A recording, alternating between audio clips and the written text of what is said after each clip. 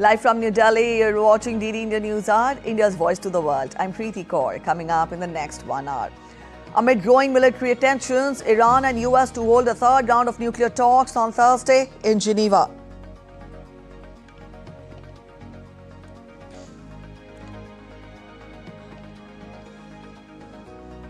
Mexico's most wanted drug cartel leader El Mencho killed. Violence sweeps the region. US and Canadian airlines cancel flights.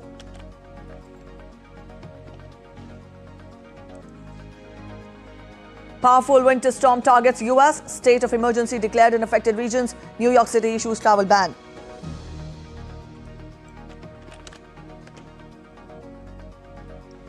And in sports, 2026 Winter Olympics cauldron in Milan extinguished as the two-week sporting event comes to an end with a spectacular ceremony.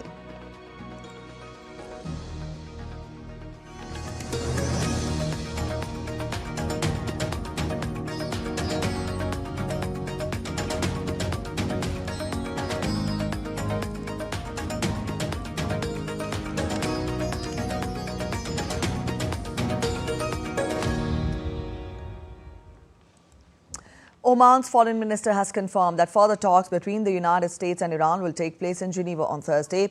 Badr al-Buzaidi said in a social media post that the talks were set with a positive push to go the extra mile towards finalizing the deal. The announcement comes as the US continues to amass military assets in the Middle East, raising concerns about an all-out war against Iran. The possible timing of an attack is unclear. US Secretary of State Marco Rubio is due to meet Israeli Prime Minister Benjamin Netanyahu on February 28th to discuss Iran.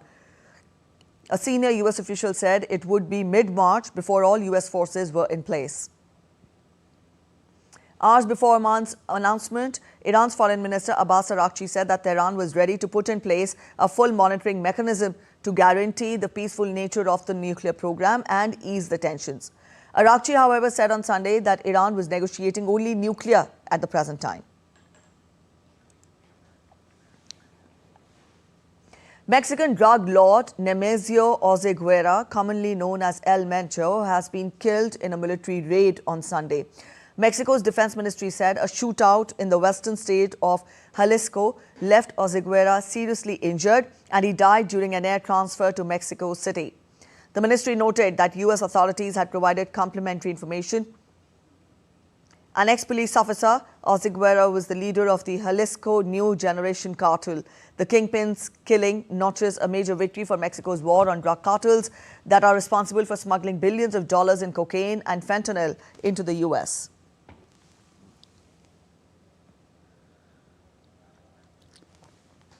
The operation set off a wave of violence with torched cars and gunmen blocking highways in more than half a dozen states. Mexican media outlets reported burning vehicles and gunmen blocking highways in more than half a dozen states across the country, particularly in the north and the west.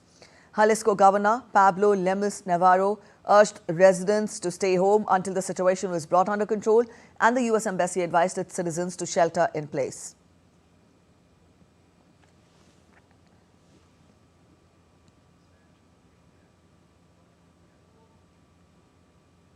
The military operation against Oseguera follows a pressure campaign from the administration of US President Trump on Mexican President Claudia Sheinbaum's government to crack down harder on drug trafficking. The US Embassy in Mexico on Sunday urged US citizens to take shelter in several Mexican states and reduce their movement after drug lord El Mencho was killed in a military operation. US Deputy Secretary of State Christopher Landau said that Oseguera's killing was a great development for the US and Mexico, as well as the rest of Latin America. Air Canada said on Sunday that it temporarily suspended operations in Jalisco's Puerto Vallarta on the Pacific coast. United Airlines and American Airlines said that they have cancelled flight operations to Puerto Vallarta and Guadalajara. Mexican President Claudia Sheinbaum said that activities are normal in most of Mexico after drug lord El Mencho's death in a military operation. She said in a post on social media platform X, and I quote, "There is absolute coordination with the government of all the states. We must remain informed and calm."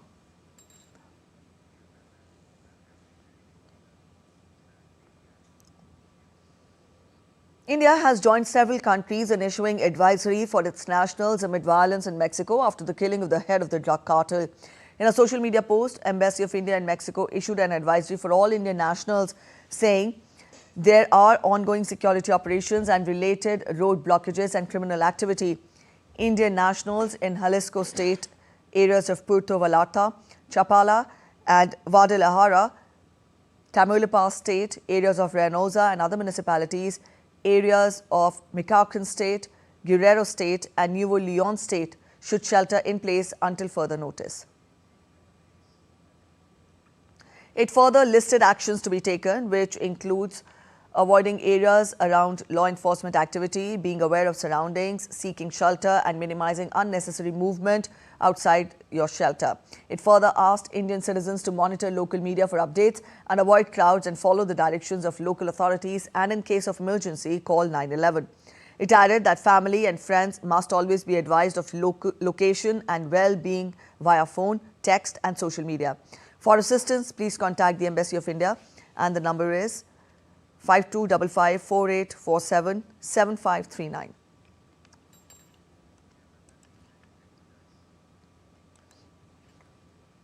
Meghna Dev is joining us with more on phone line. Meghna, good morning. We tell our viewers, she's joining us live. Meghna, tell us more about the situation there. How grave is the situation? We tell our viewers that after the death of the drug lord in Mexico, the situation has been tense. Get us more details on the current updates first. Yes, after the military operation, we can say this death has happened while they were taking the injured bodies for treatment by an aircraft, and that is the time when this drug lord has died. But after that, the violence has erupted in several areas in Mexico.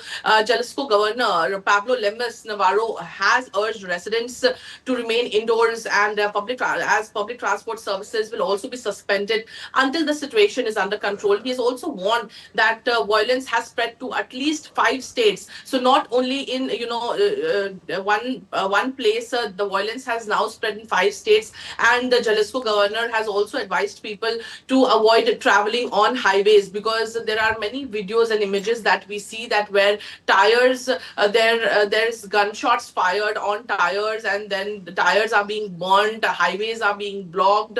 We can see in many videos that are being circulated on social media, many people are sharing those videos where we can see the fire, many vehicles engulfed in fire, local areas where people are trying to douse the fire, where already a lot of violence has taken place. So this is also one of those advisories where people have the governor has asked people to avoid traveling on highways. When we actually see in Guadalajara, where in the streets there is a lot of violence still underway. Most of the streets were largely deserted, in the sense that people are not coming out of their shelters, not coming out of their houses. Shops, pharmacies, petrol stations already shut down, to avoid any more escalation and to avoid more damage to property as well as any human lives. So people are staying indoors, but the situation obviously is escalating still. And though it is a developing situation, but we can see that not only in one area but in several other states, this violence has spread, and that is the reason there are many advisories that are being issued. All right, yes, India has also issued an advisory for its citizens. Let us know more about the international response that has been coming in. So, Preeti, we clearly see that many flights have been cancelled. According to several reports, we see more than 55 flights getting delayed, about 30 flights getting cancelled. Now, this is the peak season for the coast. So, this is the peak traveling season. And, these are most of the airports that are very frequently used. People use these airports for their travel, transportation, and tours. So, number of people are obviously stranded at this situation, we get to know that a number of people are also stranded in the Mexico City airport, because now a number of flights have ceased operations for the moment. They may resume it after the situation, becomes a little better. But for the moment, many flights remain cancelled. So there are many tourists who are already stranded. Obviously, we know that there are advisories that have been issued from the United States, Canada, India also for that matter has issued an advisory. The advisory clearly says that a person needs to be in the shelter, not go into any area where there is violence underway or violence happening anywhere nearby. For any emergency, they have to call 911. Besides that, they also have to, just in case there is any kind of other emergency, they can contact the Embassy of India. The numbers have also been given. We have also shown the helpline details, the number details where the Indian people can contact the embassy. For that matter, Preeti, we see around 10,000 Indians are there in Mexico. Most of them in Mexico City, but others also in these areas like Guadalajara, in Jalisco, in different places. So, but the number of Indian people living there is not very big. But still, there are many people living there doing businesses in IT professionals, textile, pharmaceutical, businessmen and garment businessmen. So the number is not that huge, but people mostly are in Mexico City. But few of them are also in these states where the violence has spread. So the advisory is very Right. important. Besides that, also they have been asked to share the update of their whereabouts either via text calls or via social media, Yes. so that the near and dear ones have an idea of where they are. So while this is an evolving situation and the violence continues to grow, as we are seeing on social media, the number of videos that are coming are very alarming, and that is the reason many countries have issued advisories. All right, Meghna, thank you so much for joining in with those details and insights. Meanwhile, continuing with its operations to seize drugs, the Mexican Navy seized over 1 metric tons of drugs in an operation in the northern state of Baja California Sur.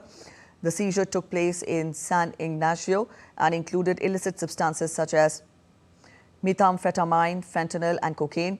Among others, weaponry and chemical precursors were also seized. Greenland said no thanks to US President Donald Trump's plan to send a hospital ship to the Arctic island after he repeatedly threatened to seize the island. Prime Minister Jens Fredrik Nielsen said in a post on Facebook on Sunday that Trump's proposal to send the US medical vessel had been noted.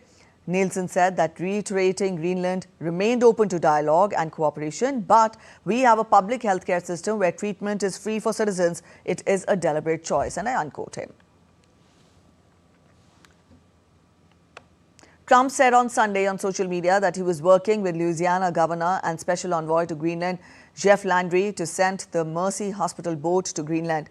Greenland, Denmark and the US late last month launched diplomatic talks to resolve the crisis between the parties following months of tension within the NATO defense alliance over Trump's threats against the Arctic territory.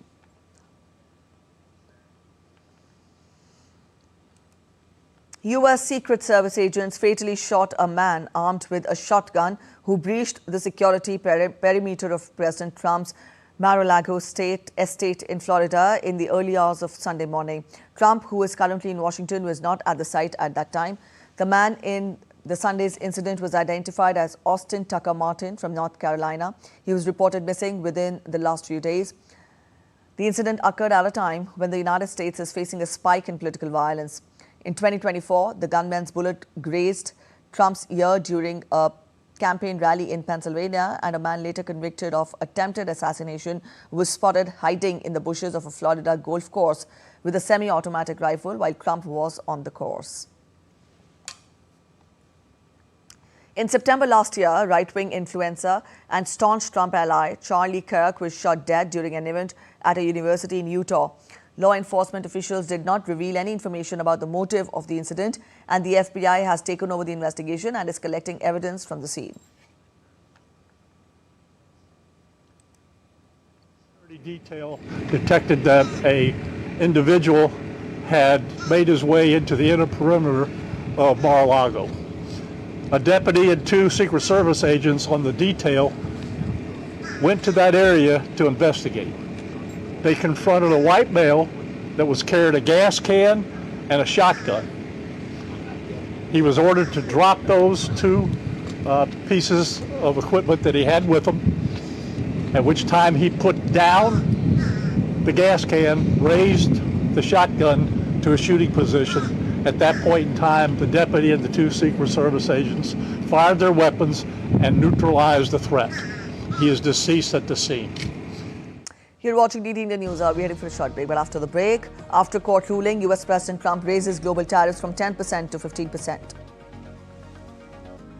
India condemns Pakistan's airstrikes on Afghanistan during Ramadan, backs Afghan sovereignty.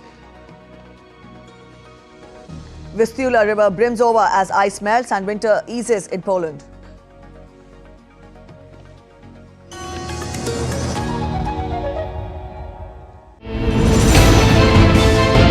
Geopolitics and trade deals. Economic challenges amid development. Hard work and the path to prosperity. It's the economy always. Between walkers, money is what money does and says. Supply creates its own demand. Between the bulls pulls and bears tears. When supply chains globalization and India rises to the podium. We'll get you centered with the economic brief at 8 p.m. every Thursday on DD India.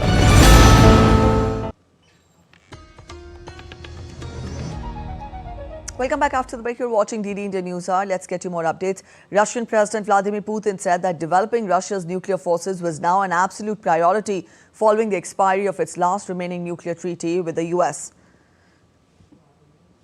His speech came on Russia's Defender of the Fatherland Day, a holiday that is an occasion for military pomp and Kremlin-sponsored patriotism. Putin vowed to keep strengthening the army and navy and draw on military experience from the nearly 4-year conflict in Ukraine.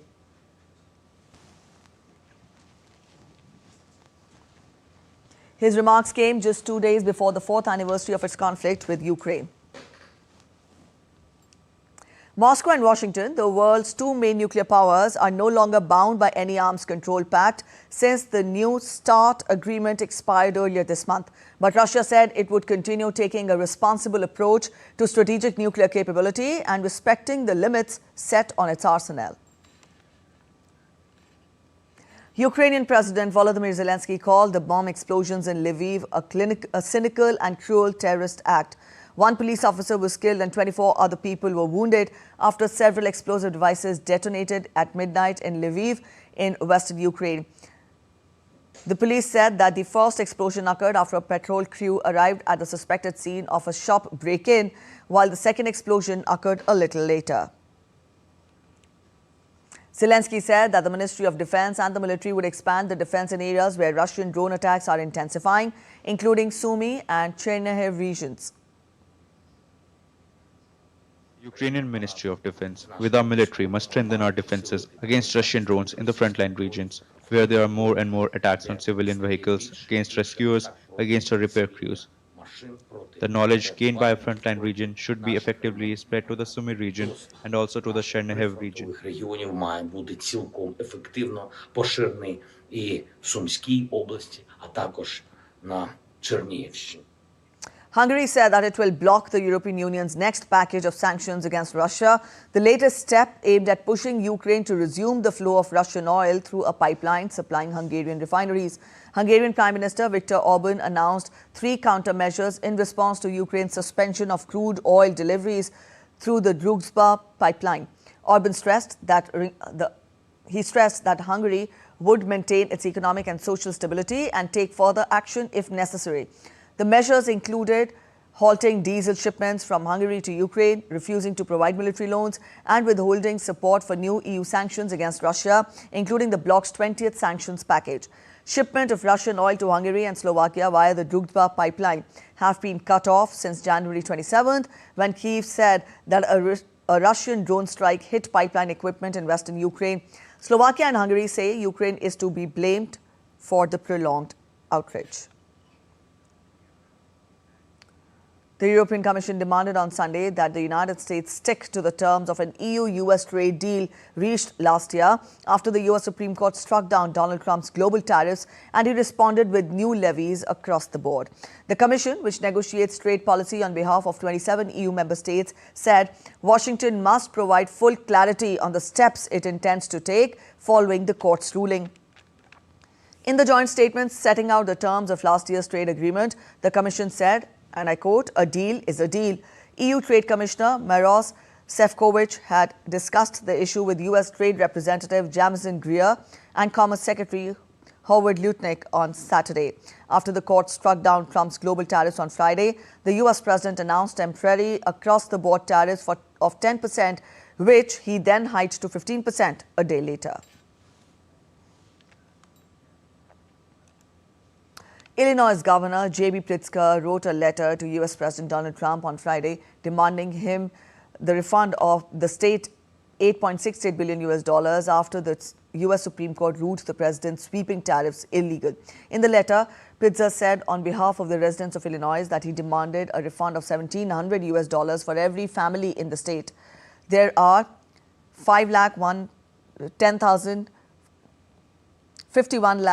5,448 households in Illinois. Pritzker posted the related bill on social media and said that cut the check. In a 6-3 ruling, the Supreme Court of the United States said that the tariff policies under the International Emergency Economic Powers Act are unconstitutional, officially striking down the global tariffs Trump had introduced since April 2025. The justices ruled that the president did not have the authority under the IEEPA to impose import tariffs on goods from nearly all the U.S. trading partners. U.S. President Donald Trump on Saturday raised worldwide import tariffs from 10% to 15%, effective immediately, a day after the Supreme Court struck down portion of his sweeping trade measures. He criticized the decision as extraordinarily anti-American. In a social media post, Trump signaled that he would press ahead with his trade agenda despite the legal setback. While Trump vowed to continue adjusting tariffs, several countries now weigh options to respond to new U.S. tariffs. In less than 24 hours after President Donald Trump signed an order establishing a new 10% global tariff to 15%, appending one of his signature trade deals in the process. The abrupt changes followed the Supreme Court's ruling on Friday that struck down his tariffs under the International Emergency Economic Powers Act. Hours after the decision, he imposed a 10% rate under Section 122 of the 1974 Trade Act, then hiked the new duty on Saturday morning. In a post on social media, he said that after a thorough review of Friday's extraordinarily anti-American decision by the court to rein in his tariff program, the administration was hiking the import levies to the fully allowed and legally tested 15% level. Trump also said that during the next short number of months, the administration will determine and issue the new and legally permissible tariffs, which will continue extraordinarily successful process of making America great again. By a 6-3 vote, the court had ruled that it was unconstitutional for Trump to unilaterally set and change tariffs because the power to tax lies with the US Congress. Trump lashed out at the Supreme Court, calling the ruling deeply disappointing and adding that he was ashamed of the justices who ruled against his tariffs, which included his own appointees. After US SC decision, businesses and governments around the world sought repayment for the estimated $133 billion that Washington has already collected. According to a White House fact sheet, exemptions remain for sectors that are under separate probes, including pharma and goods entering the US under the US-Mexico-Canada agreement. Trump's tariffs are a key plank of his economic policy, which he has said will encourage businesses to invest and produce goods in the US rather than overseas. But the court's decision marked a significant check on his power and a major blow to his second-term agenda. Meanwhile, the governments of multiple countries have said they are mulling plans in response to possible new US tariff hike. German Chancellor Friedrich Merz said that he will travel to Washington, D.C. over a week later to hold talks with Trump on the issue. Brazil's President Luiz Inácio Lula da Silva urged Donald Trump to treat all countries equally. In Seoul, the presidential office of the Republic of Korea also convened a meeting on Saturday and discussed response plans. Australia's government said it will examine all options. Bureau Report, DD India. Afghanistan has vowed to hit back after Pakistani strikes killed at least 18 people, including women and children. The country called the attacks a blatant violation of its sovereignty. The overnight attacks were the most extensive since border clashes in October last year. We get your report. Afghanistan has vowed to retaliate against Pakistani airstrikes on Nangarhar and Paktika provinces at the right time. The Ministry of National Defence considers the protection of the country's airspace and the security of its people to be its religious and national responsibility, and warns that at an appropriate time it will deliver an appropriate and calculated response. Women and children were among at least 18 killed in the overnight strikes. Islamabad claimed it hit 7 sites along the border region targeting Afghanistan-based militant groups in response to suicide bombings in Pakistan. However, Afghan authorities and eyewitnesses said that the attacks targeted civilian areas. This house belonged to a poor farmer named Sahabuddin. Pakistan jet planes came and bombed it, killing all the children and women. We call on the United Nations to bring Pakistan to justice and to ensure that it is brought before a court in accordance with the law. The overnight attacks were the most extensive since border clashes in October last year, which left more than 70 dead on both sides and wounded hundreds. The strikes also come just days after Afghanistan released 3 Pakistani soldiers in a Saudi Arabia-mediated move to defuse tensions. Bureau Report, DD India. India has strongly condemned Pakistan's airstrikes on Afghanistan, which resulted in civilian casualties during the holy month of Ramadan. In a statement, the Ministry of External Affairs said that the airstrikes are another attempt by Pakistan to externalize its internal failures. India also reiterated its support for Afghanistan's sovereignty. Let's get you weather-related updates from across the world. First up from New York, where blizzard warnings were issued for New York City and parts of New Jersey and Connecticut as the major storm was forecast to hit a large swath of the East Coast. The city stopped most transportation services, allowing only emergency travel as a major winter storm approached the northeast, and officials warned that power cuts were possible. Streets, highways and bridges will remain closed until noon on Monday under a state of emergency, with residents urged to avoid non-essential travel. State of emergency and travel restrictions were also declared in Connecticut, Delaware, New Jersey and Rhode Island, alongside similar measures in New York and Massachusetts.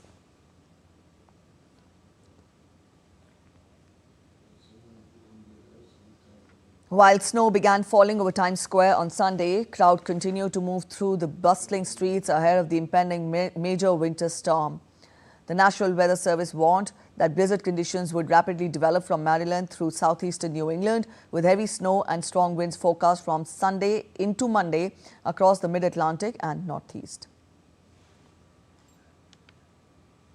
In Poland, ice flowed through the Vistula River on Sunday as the weather finally warmed after almost 2 months of unusually extreme winter weather. Just before the New Year, Poland experienced unusually cold weather winter, resulting in heavy snowfall and the freezing of rivers, lakes and the sections of the Baltic Sea. However, forecasts now indicate a shift to warmer conditions, with temperatures projected to exceed the typical levels of this time of the year. The State Institute of Meteorology and Water Management of Poland has cautioned that the rapid melting of snow and ice could lead to sudden increase in water levels within the Vistula River basin. You're watching DD India News. We're heading for a short break, but after the break, Prime Minister Narendra Modi highlights strong bond between India and Israel ahead of his historic visit.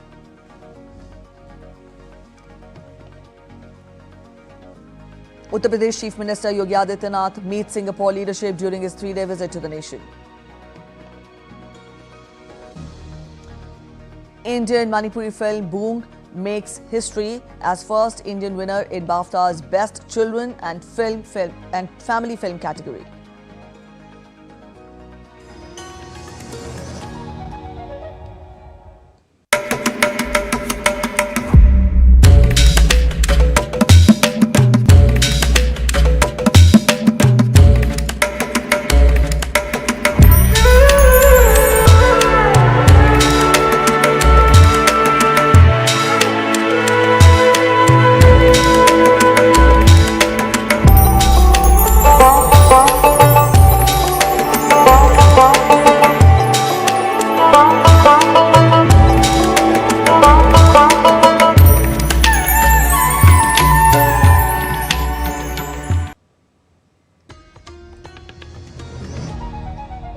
back after the break. You're watching DD India Newshour. A quick relook at the top stories now.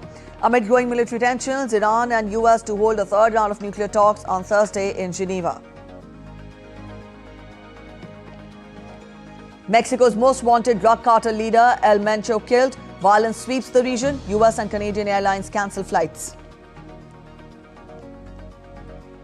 Powerful winter storm targets US. State of emergency declared in affected regions. New York City issues travel ban. And in sports, 2026 Winter Olympic cauldron in Milan extinguished as the two-week sporting event comes to an end with a spectacular ceremony.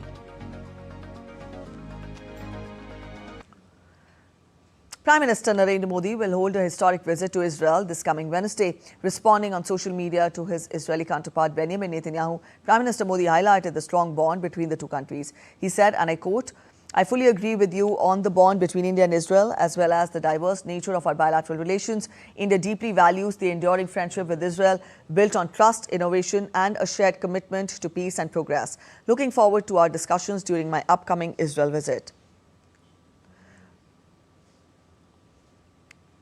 Earlier on Sunday, Netanyahu described Prime Minister Modi's visit as historic and called India-Israel ties a powerful alliance between the two global leaders. He said that India and Israel are partners in innovation, security, and a shared strategic vision. On Wednesday, Indian Prime Minister Narendra Modi will arrive. He will address the Knesset, and I am sure you will be there. And we will also hold an innovation event in Jerusalem. Visit Yad Vashem together. I will also note something else, a special collaboration. We will advance cooperation in high-tech AI and quantum. I say AI and quantum because it's not the future, it's the present, and we want to be among the world's leading countries in this field. Boosting military capacity with Indian startups at a recently conducted India AI Summit, the Indian Army showcased AI solutions being developed in close collaboration with Indian startups under the vision of self-reliant India.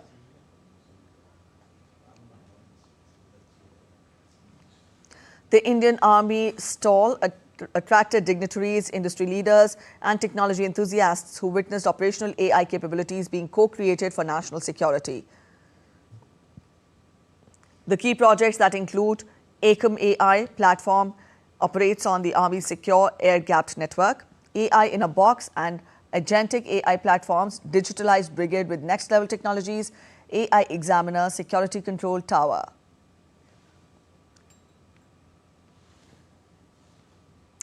Through strong collaboration with India's startup ecosystem, the Indian Army is accelerating indigenous defense innovation and strengthening operational readiness.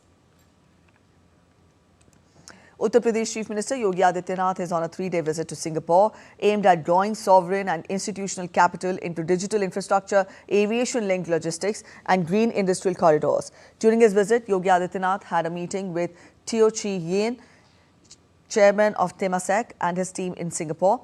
Both discussed opportunities for sovereign investment participation in Uttar Pradesh across data centers, logistics hubs, renewable energy and industrial infrastructure. The meeting also highlighted the state's policy framework and fast-tracked clearance for global investors.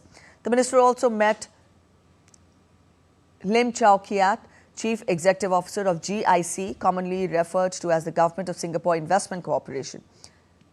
They explored avenues for long-term institutional investment in Uttar Pradesh, particularly in infrastructure, logistics, industrial parks and sustainable urban development projects.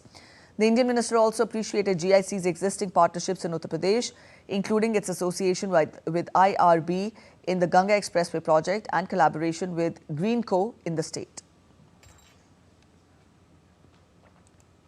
In a proud moment for India, Boong, an Indian Manipuri film, has won a BAFTA in the Best Children's and Family Film category. It is the first Indian film to score a nomination in this category, and with this movie, history has been scripted. The film has been produced by Farhan Akhtar and Ritesh Sidhwani's Excel Entertainment. Helmed by debutant director Lakshmi Priya Devi, the film is a coming-of-the-age drama about a young boy named Boong from the valley of Manipur who plans to surprise his mother with a gift. And what would be the perfect gift for her mother than bringing his father back, refusing to believe that his father Joy Kumar has died after migrating. The Indian community in Dubai came together to remember one of UAE's most celebrated photographers and Indian expatriates, Ramesh Shukla. A commemorative gathering was held at India Club, attended by members of the Indian diaspora, the Indian ambassador to the UAE and Consul General of India in Dubai. Shukla, who died on February 15th at the age of 87, was famously referred to as the royal photographer, a designation that, though unofficial, held significant prestige. His most celebrated work was capturing late Sheikh Zayed bin Sultan Al Nahyan signing the UAE's 1971 founding declaration. He also captured the spirit of the Union, showing the founding leaders united before the UAE flag shortly after the signing. That is, both the images are now featured on the 50 dirham note. Indian Citizens Association of Nepal, in association with Embassy of India in Kathmandu, organized Maitri Sangam to celebrate 150 years of national song Vande Mataram. Indian diaspora in Nepal enthusiastically participated in the event, reaffirming deep-rooted ties with the motherland along with devotion to boost economy of the host nation, Nepal.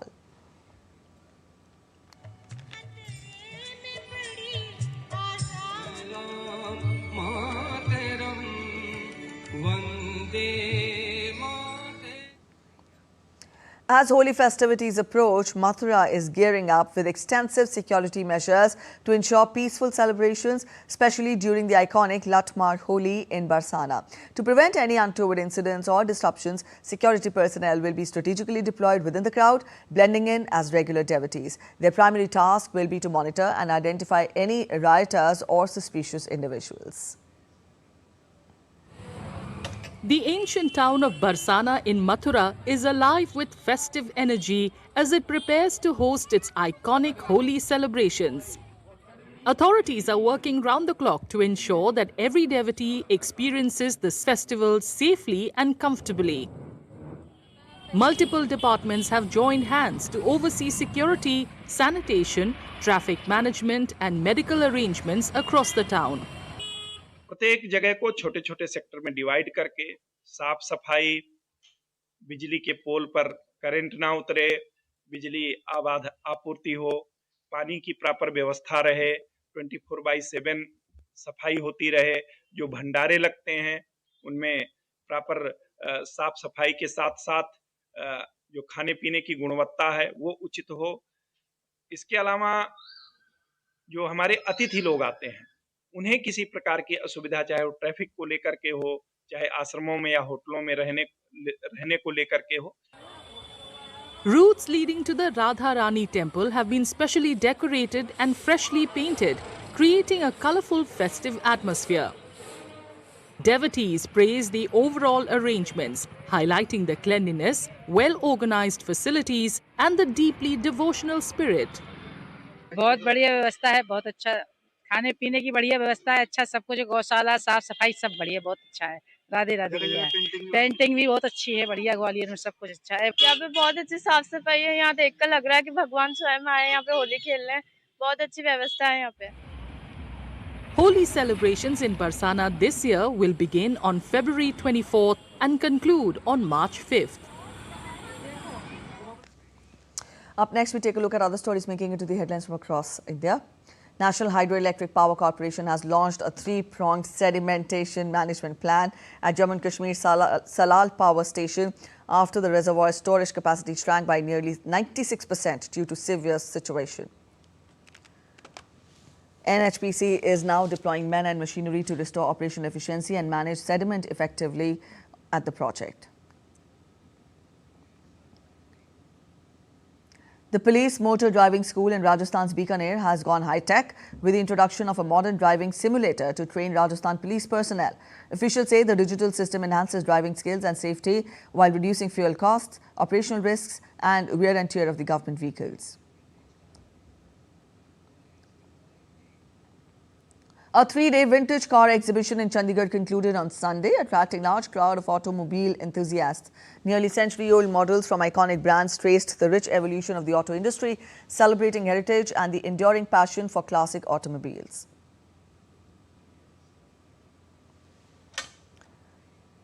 As Holi and Eid ul-Fitr approach, the aroma of freshly made papad and chips fills the air in Prayagraj in Uttar Pradesh, where a woman-led self-help group is busy preparing festive favourites. The group has witnessed a sharp rise in demand, turning a modest initiative into a thriving enterprise. You're watching DD India Newshour. We're heading for a short break, but after the break, Asian markets cautious, dollar slips amid US tariff uncertainty. In the T20 World Cup, South Africa thrashed India by 76 runs. We will chat with our correspondent, understanding what went wrong.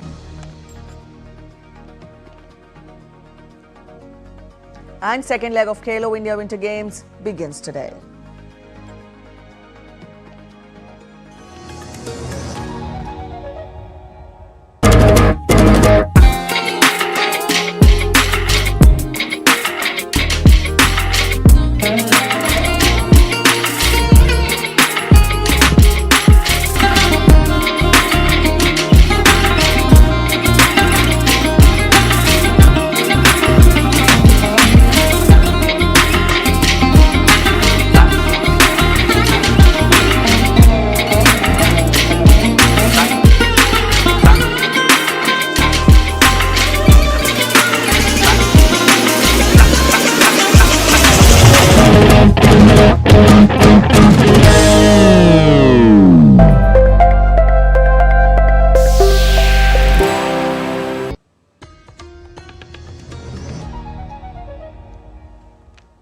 Welcome back after the break. You're watching DD India Newshour. Let's get you updates from the world of business. Share markets were hesitant and the dollar slid in Asia on Monday as investors waited for some much-needed clarity on US tariffs, while confidence in the entire AI trade was set to be tested by results from tech diva Nvidia this week. Oil prices eased ahead of another round of talks between the United States and Iran due in Geneva on Thursday, with the risk of US military strikes lingering if a deal is not done.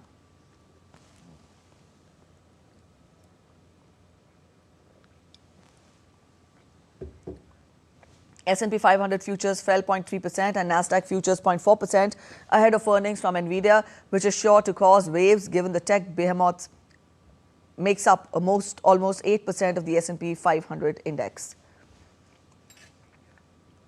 Let's turn focus to sports now. We'll talk of the Winter Games. Italy bade farewell to the Winter Olympics with a grand closing ceremony in Verona city that celebrated art and sporting achievements. The ceremony was entitled Beauty in Action and also featured leading Italian ballet dancer Roberto Bolle at the ancient Verona Arena.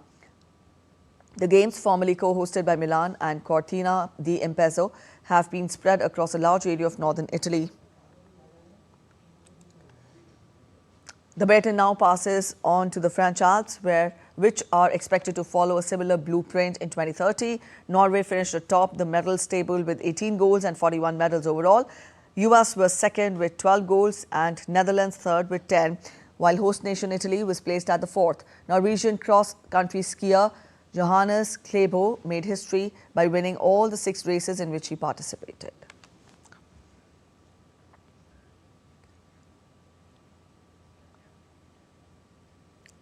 West Indies will be wary of Zimbabwe's steely resolve when the two unbeaten teams face off in a vital T20 World Cup Super 8 clash in Mumbai today. Both topped their respective groups in the first round, but the job is far from finished for them as they face stern challenges ahead. For the two-time champions, the West Indies, it will be another test of their approach in a format they truly thrive in. With 4 wins on the trot, West Indies have ensured their series defeats in 7 bilateral affairs on the lead-up to a tournament is just a matter of past now. On the other hand, Zimbabwe had an inspirational run so far, one in which they have trounced former world champions Australia and Sri Lanka. Zimbabwe's self-belief and confidence matches their all-round strength as they now find themselves in the big boys club where stakes are much higher with semi-final spots on offer. South Africa ended India's 12-match winning streak at the T20 World Cup with a crushing 76-run win in Ahmedabad in their opening Super 8 match. After a counter-attacking 63 by player of the match David Miller and some late hitting from Tristan Stubbs took South Africa to 187 runs for the loss of 7 wickets. The defending champions were all out for 111 runs in 18.5 overs, failing badly in their first chase of the tournament. Left arm quick Marco Jansen finished with 4 wickets. While left-arm spinner Keshav Maharaj took 3 scalps as the South African bowlers exposed India's fragile batting lineup. The defeat meant India will take a poor net run rate forward, and that could prove vital if their Super 8 group is tight. India will need to win their 2 remaining games against Zimbabwe and the West Indies to have a chance of qualifying for the semi-finals.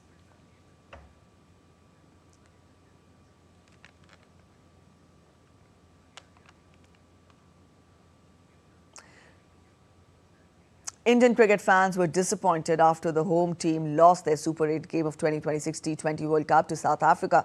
Despite 4 victories on the trot in the group stage, the Indian batters faltered on a slightly sluggish surface in Ahmedabad.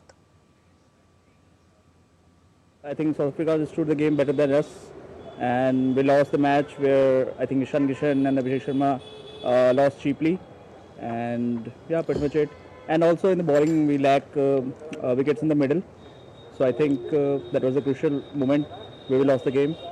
And middle order of India was exposed today. South Africa hit more 6s and 4s than India. And the middle overs are also very costly in terms of Indian bowling. And South Africans have very good fielding efforts also. That's the reason. All right, Abhishek Mahajan joins us from Ahmedabad to get us more. Abhishek, good morning. The fans yesterday were heartbroken. It was not a very good Sunday for the Indian fans. But then when we talk of the match between both the teams, was it just faltered batting that led to the match slipping away from the Indian team's hands? Oh yes, Preeti, good morning. But whatever could go wrong went wrong for the Indian team yesterday. In fact, if you see after the first 6 overs of Indian bowling, they were never in the game. They did well. 20 for 3 South Africa in the first power play. Nothing would have been a better script for India's victory, and that too against mighty South Africans. But South Africa never went into the shell after that, despite losing 3 quick wickets. If you talk about David Miller, who played exceptionally well. In fact, he said when he got player of the match, he said at the presentation also that that was initially the plan also, that we wanted to hit India's frontline bowlers right from the word go. Varun Chakravarti 47 runs in 4 overs, and he's by far the best spinner in the world. So you could in fact make out that how the plans, they were exceptional in the plans.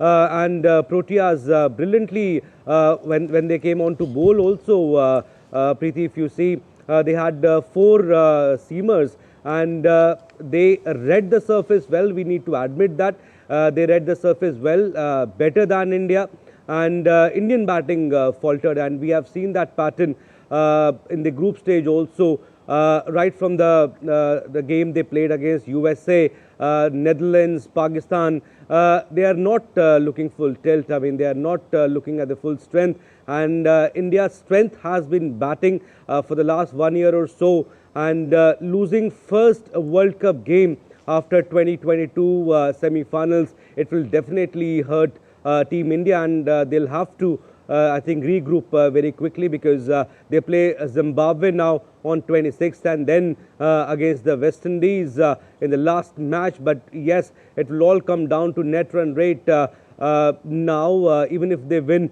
2 games, because it's look easy for South Africa now, even if they win first game, because with the margin that they've beaten India, 76 runs in that too in T20s is a huge margin. And yes, India need to regroup again, and next game against Zimbabwe, and then they play in Kolkata against West Indies. These 2 games are like do or die for the Indian team. All right, next match against Zimbabwe and then against West Indies. Abhishek, also get us more on how is Team India, along with Zimbabwe and West Indies, poised when we talk of group stage matches, because you tell us it's a do and die situation for India. How do we expect ahead the competitions to be? Yes, Preeti, without a doubt. I mean, if you talk about Zimbabwe first, they are coming to the Super 8. after a very long time. And they have done well. They have beaten the likes of Australia. They have beaten the co-host Sri Lanka. So they are high in confidence. They have done well. They are unbeaten. By the way, there's one player, Bennett, who is unbeaten in the entire tournament. So they are high in confidence. They are doing well, and West Indies' strength is also batting. They are also doing well in the current tournament. So it will all come down to permutations and combinations now. Preeti, and Indian team, they can't afford to lose any game further, because now if you lose the game, then you'll have to depend on the other teams, how Zimbabwe and West Indies do, and also South Africa in the coming matches. And you got to give credit to South Africa. They, like I said, they read the game, they read the wicket very well, slowing down the wicket. If you talk about Marco Jansen, he took 4 wickets. Keshav Maharaj, the spinner, he also took 3 wickets, and Lungi Engidi, maybe he doesn't have wickets in his column, but he only gave 17 runs in his allotted quota of 4 overs. He's a good bowler. He bowls at 140, 150, 145 Ks, but he slowed down the pace. If you see his second over, he bowled 130, 125, and then considerably losing the pace, and that's what the wicket demanded also. There was a surface was gripping a bit, and it was mindless hitting by the Indian batters. Ishan Kishan, he lost his wicket in the first over itself, and 26 for 3. Abhishek Sharma doesn't look in form at all. I think India will contemplate because problem of plenty now for the Indian team. I think they'll make some changes. Akshar Patel, I think he'll come back in the next game for Washington Sundar. I think Sanju Samson will also get a go. But yes, not many changes, wholesale changes will not make any difference, because I mean, in the entire batting lineup, I think failed yesterday. And bowling-wise, they did well. I think India did well in the death overs. Jasprit Bumrah only gave away 3 runs in the 19th over. Arshdeep Singh also bowled brilliantly. 186 was a par score, but it was not a mighty score. It was not a very big score by South Africans. It was chaseable. But yes, India needs to change their plans. They need to alter their plans now. They can't just be hitting every ball. I think next game against Zimbabwe on 26 will be very crucial now. All right, so it will be a litmus test ahead for Team India. Thank you so much, Abhishek, for joining in with that analysis. The second leg of Khelo India Winter Games 2026 is all set to kick off in northern region of Jammu and Kashmir today, with nearly 400 athletes vying for glory. The official said all arrangements have been put in place for the 4-day event at the famous ski resort in Gulmarg. The event will be flagged off by Lieutenant Governor Manoj Sinha. Gulmarg will feature 4 medal disciplines, namely ski mountaineering, alpine skiing, Nordic skiing and snowboarding, with alpine skiing likely to draw the highest participation. The first leg of the games was held in Leh from 20th to 26th January this year, while the second leg of the games for the snow events is being held at Gulmarg from 23rd to 26th of February. That's it in this edition of DD India News Hour, but let us know your thoughts on the news of the day. For those of you on the go, you can get all the latest news and updates from India and across the world on the DD India mobile app. This app is available on both Android and iOS platforms, and you can download the respective QR codes. We'll be back with more news as it breaks here on DD India. I'm Preeti Kaur signing off, and from all of us here in Delhi, thanks for watching DD India News Hour.